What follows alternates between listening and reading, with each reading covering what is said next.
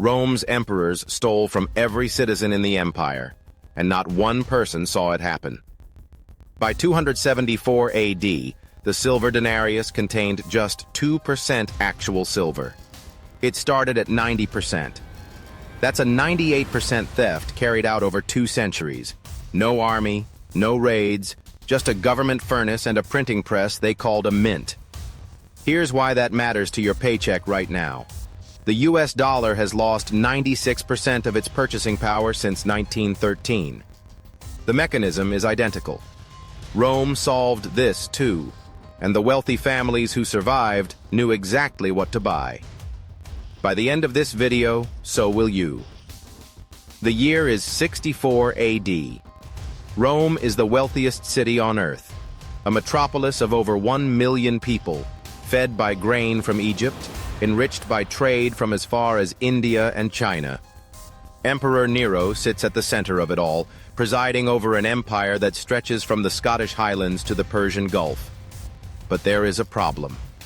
Nero's ambitions, the lavish palaces, the military campaigns, the grain doles that kept the Roman mob loyal, are bleeding the treasury dry. His finance ministers deliver an uncomfortable verdict. The empire cannot pay its bills. What happens next changes the course of Western civilization, and it is happening again right now in ways that directly shrink your savings account. Rather than cut spending or raise taxes openly, moves that could trigger riots in the streets of Rome, Nero chooses a third option. He calls his mint workers to a private meeting in the imperial treasury beneath the Palatine Hill. The order is simple.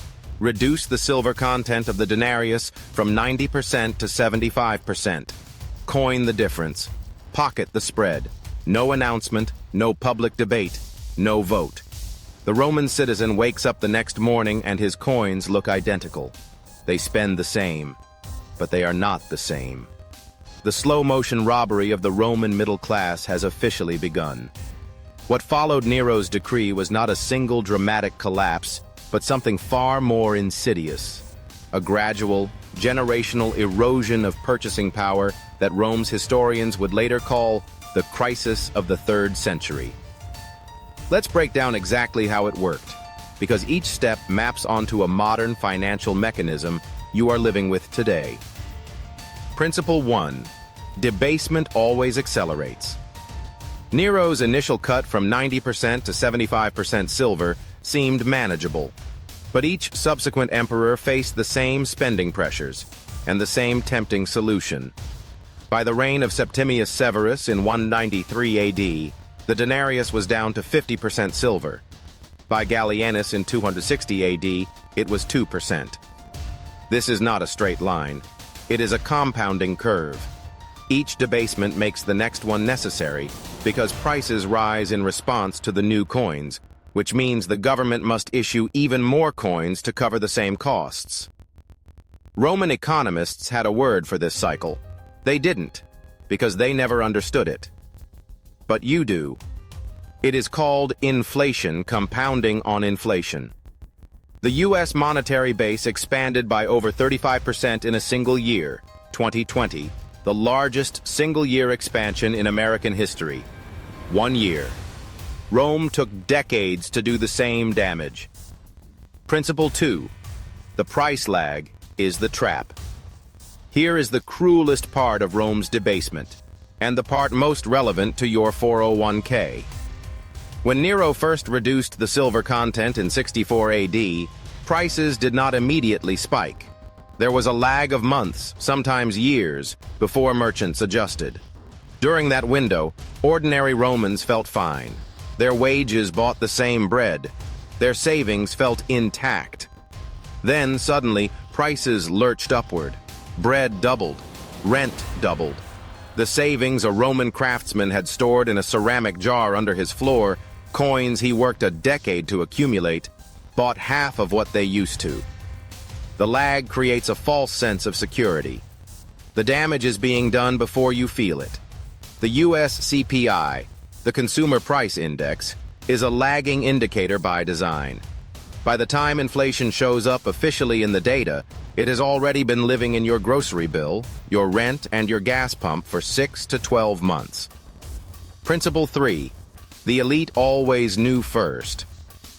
This is the fact Roman historians recorded but never explicitly condemned. The senators, the equestrian merchant class, the wealthy landowners of the Roman upper tier, they received the new debased coins first, directly from the imperial treasury, as payment for contracts and military supply deals. They spent those coins immediately, converting them into land, grain stores, olive orchards, and foreign goods before prices adjusted upward. By the time the debased coins trickled down to the Roman laborer or small shopkeeper, prices had already risen to meet them. The wealthy bought hard assets with inflated currency at yesterday's prices. The poor held on to inflated currency until it was worth tomorrow's lower value. The mechanism for this exact transfer of wealth still exists today. It is called the Cantillon effect, named for 18th century economist Richard Cantillon, and it describes how newly created money always benefits those closest to the source of creation first. Federal Reserve primary dealers, the largest banks, receive new liquidity before it reaches your savings account. The question is not whether this is happening. The question is which side of the Cantillon effect you are on. Principle 4.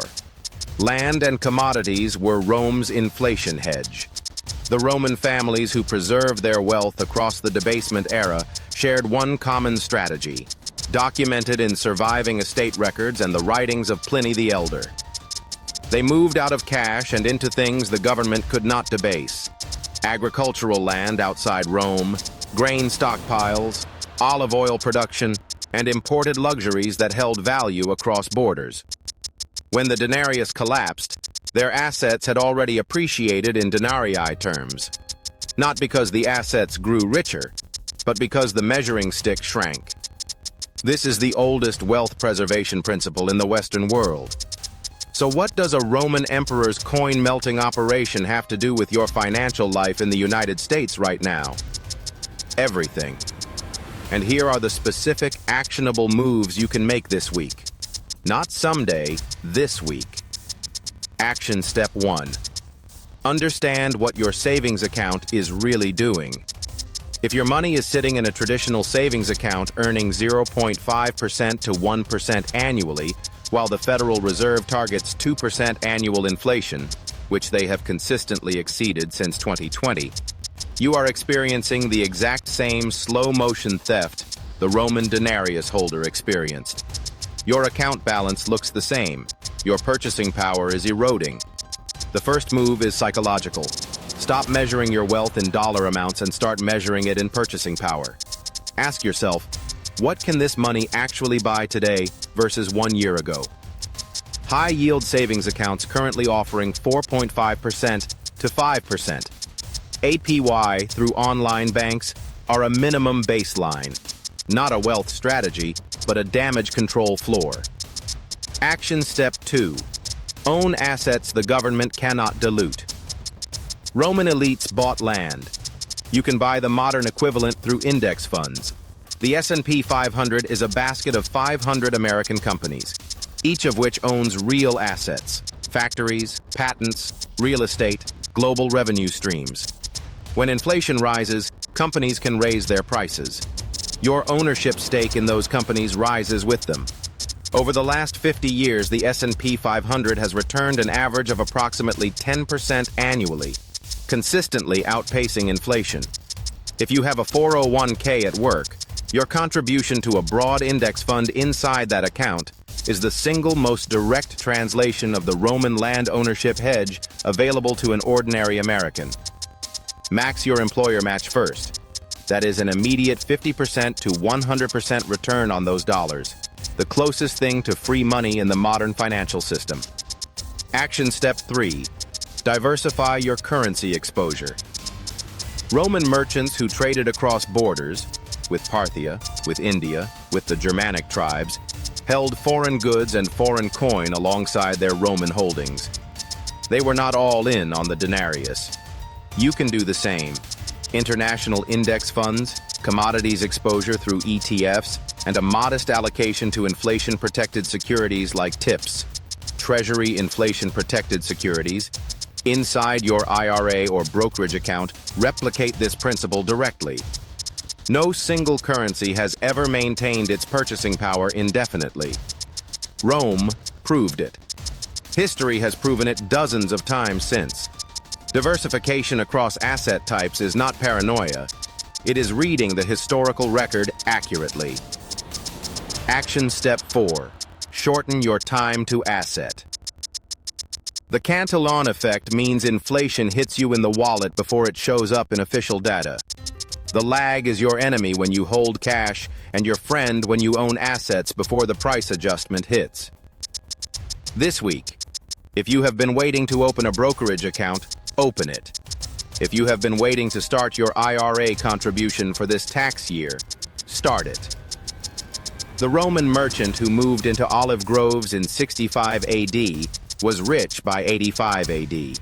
The one who waited until the crisis was visible in 200 AD bought at peak prices with debased coins. Timing the market is impossible. Being in the market before the next debasement cycle accelerates is not timing.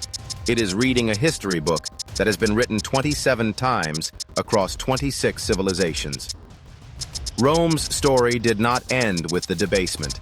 It ended with a complete currency collapse, a fragmentation of empire, and a dark age that erased centuries of accumulated wealth from ordinary citizens who never understood what was happening to their money until it was gone.